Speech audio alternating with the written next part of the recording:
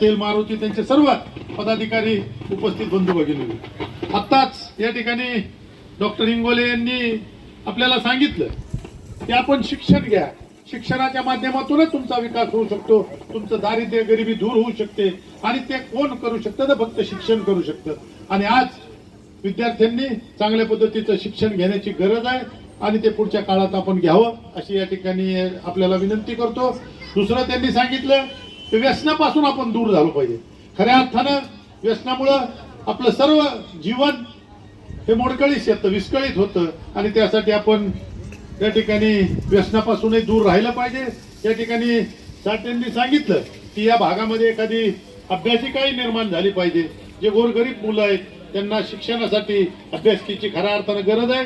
मी या ठिकाणी अध्यक्ष आणि मारुतीला सांगू इच्छितो की तुम्ही या ठिकाणी जर थोडीशी जागेची व्यवस्था केली तर आम्ही सर्वजण मिळून अभ्यासिका या ठिकाणी करण्यासाठी जी काही मदत लागेल ती आम्ही नक्कीच करू. लोकशाहीर अण्णाभाऊ साठे यांनी किती दिवस शाळेत घेतले यापेक्षा सुद्धा त्यांनी समाजातून जे शिक्षण घेतलं, समाजाच्या ज्या अनिष्ट रूढी आणि परंपरा होत्या त्याच्या विरोधात त्यांनी एक आपलं साहित्याच्या माध्यमातून प्रबोधन केलं. खऱ्या अर्थानं जो समाज अशिक्षित होता, जो अंधश्रद्धेच्या माध्यमातून पिचलेला होता, ज्या समाजाला जागृत करून थोडंसं शिक्षणाच्या मूळ प्रवाहात आणायचं होतं, ते काम मला वाटतं अण्णाभाऊ साठेच्या फकीरा कादंबरीच्या माध्यमातून असेल, अन्य त्यांच्या साहित्याच्या माध्यमातून त्यांनी पूर्ण केलेलं आहे. आणि खऱ्या अर्थानं आज आपल्याला लोकशाहीर अण्णाभाऊ साठे यांच्या साहित्याच्या माध्यमातून जे प्रबोधन आहे त्या विचारांची आपल्याला गरज आहे. समाजाला जर पुढे जायचं असेल, आपलं दारिद्र्य आणि गरिबी दूर करायची असेल तर अण्णाभाऊ साठेंच्या साहित्याच्या माध्यमातून आपण ती दूर करू शकतो. त्यांचं वाचन केलं पाहिजे, त्यांचे विचार आपण अंमलात आणले पाहिजेत आणि त्या माध्यमातून जर आपण चाललो तर खऱ्या अर्थानं ही जयंती साजरी केल्याचं फलित होईल. आज मारुती आणि लोंढे यांनी ज्या पद्धतीनं या ठिकाणी अण्णाभाऊ साठे यांच्या विचारांचा जागर केला त्याबद्दल त्यांचं अभिनंदन करतो.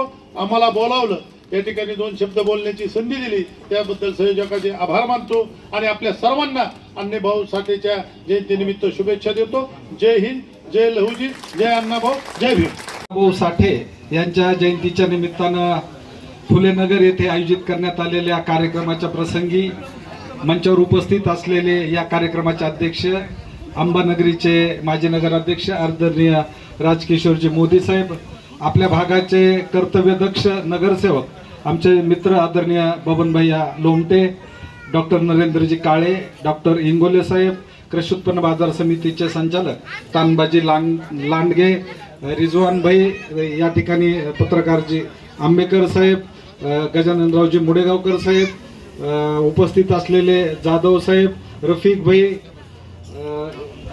पंचायत समितीचे सदस्य आदरणीय कल्याणरावजी भिशे साहेब, सर्व मान्यवर या जयंतीसाठी ज्यांच्या पुढाकारातून दरवर्षी अतिशय उत्साहानं महात्मा फुले नगर येथे डॉक्टर बाबासाहेब आंबेडकर असतील, महात्मा ज्योतिबा फुले असतील, साहित्य सम्राट अण्णाभाऊ साठे असतील, सर्वच महापुरुषांच्या जयंत्या अतिशय उत्साहानं साजरं करणारे आमचे सहकारी मित्र मारुती जोगदंड, या जयंती समितीचे अध्यक्ष साहेबाजी लोंढे, त्यांचे सर्व पदाधिकारी, या कार्यक्रमाप्रसंगी उपस्थित असलेले या भागातील सर्व प्रतिष्ठित नागरिक बंधू भगिनी आणि माझ्या तरुण भावाने, दरवर्षीप्रमाणे याही वर्षी 1 ऑगस्ट रोजी आपण साहित्य सम्राट अण्णाभाऊ साठे यांची जयंती साजरी करायला या ठिकाणी एकत्रित आलेलो.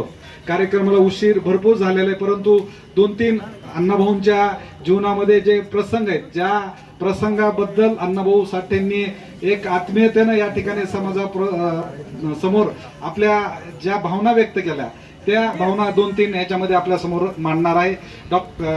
साहित्य सम्राट अण्णाभाऊ साठे सांगतात की ही पृथ्वी शेषाच्या मस्तकावर तरलेली नसून कष्टकरी गोरगरिबांच्या हातावर ही पृथ्वी तरलेली आहे. हा विज्ञानवादी दृष्टिकोन साहित्य सम्राट अण्णाभाऊ साठे यांनी सांगितला. दुसरा संदर्भ या ठिकाणी सांगतो की 15 ऑगस्ट 1947ला ज्यावेळेस या देशाला स्वातंत्र्य मिळालं त्याच्या दुसऱ्या दिवशी अण्णाभाऊ साठे यांनी फार मोठा कामगारांचा मोर्चा काढला आणि त्या मोर्चाच्या माध्यमातून या ठिकाणी संदेश दिला की ये आजादी झूठी है, इस देश की जनता भूखी है.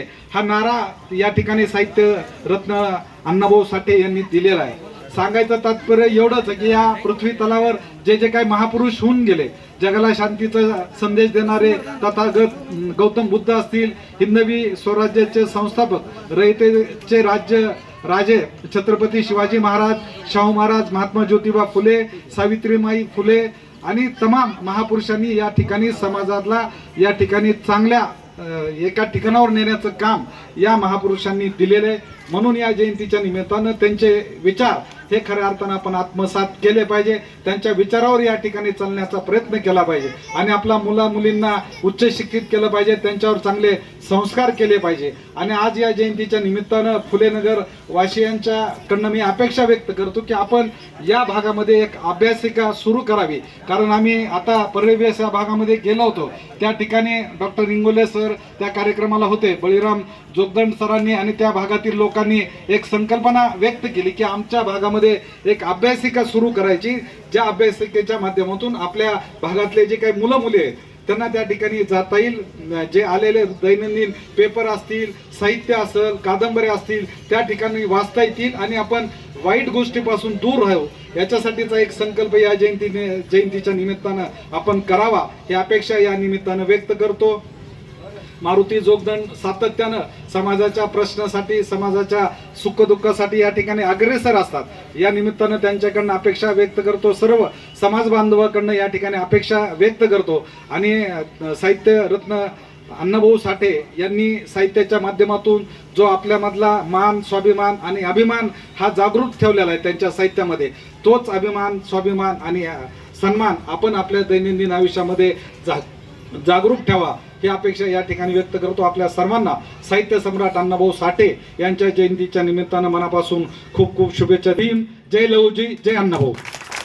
सर्व नागरिक आज जग बदल घालून घाव सांगून गेले भीमराव असं म्हणत सगळ्या रूढी परंपरावर खऱ्या अर्थानं घाव करणारे साहित्यरत्न लोकशाहीर अण्णाभाऊ साठे यांची 105वी जयंती आहे.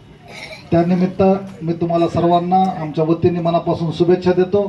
आणि आत्ताच पत्रकार महोदयांनी जसं सांगितलं तसं सगळ्या जुन्या रूढी, चुकीच्या परंपरा हे तोडून नवीन विचारानं प्रगतीकडे आपण सगळ्या तरुणांनी जावं, हीच आम्ही सगळेजण आपल्याकडून म्हणजे इच्छा व्यक्त करतो.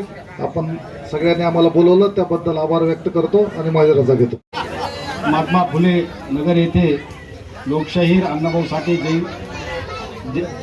साठे जयंती निमित्त आज आपण जे कार्यक्रम आयोजित केलेला आहे त्या कार्यक्रमाचे अध्यक्ष आपल्या नगरीचे नगराध्यक्ष राजकिशोरजी पापा मोदी, तसेच या कार्यक्रमासाठी आवर्जून उपस्थित असणारे आपल्या केज मतदारसंघाचे माजी आमदार पृथ्वीराजजी साठे साहेब, तसेच या कार्यक्रमासाठी आवर्जून सर्व व्यासपीठ व या कार्यक्रमाचे संयोजक मारुती आणि साहेबा.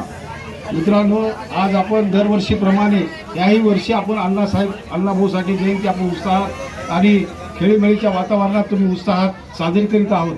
ज्या उत्साहात आपण साठे जयंती वर्षाला साजरी करीत असताना आपण एक संकल्पना आपण मनात ठेवली पाहिजे की साठे नगरमधील जे काही प्रथा आहेत, परंपरा आहेत, ज्या आत्ताच आपल्याला आंबेडकर साहेबांना सांगितलं की जी तरुण पोरं आहेत, जी सुशिक्षित पोरं आहेत, ज्यांनी पुढं येऊन आपलं काम आपल्या भागातील आपल्या वृद्धांना, आपल्या नागरिकांना सुधारण्याचं एक त्यांना मार्गदर्शन करावं आणि व्यसनापासून आपण यांना दूर कसं करता येईल, व्यसनापासून आपल्याला ह्या भागातील जी नागरिक असतील त्यांना व्यसनापासून दूर करण्यासाठी तुम्हीच पुढं येऊन त्यांना ही केलं पाहिजे, प्रोत्साहन न करता त्यांना जागृत केलं पाहिजे. आणि आपल्या तरुण पिढीला आपल्या लोकशाही अण्णाभाऊ साठे यांच्या साहित्य आणि लोकशाही अण्णाभाऊ साठे यांनी जे कृती आपल्या भारतात त्यांनी नाव लौकिक केलं, त्यांचं आजवर नाव झालेलं आहे, त्याच धर्तीवर आपल्या येणाऱ्या पिढीनं पुढं वाटचाल करावी एवढीच या प्रसंगी मी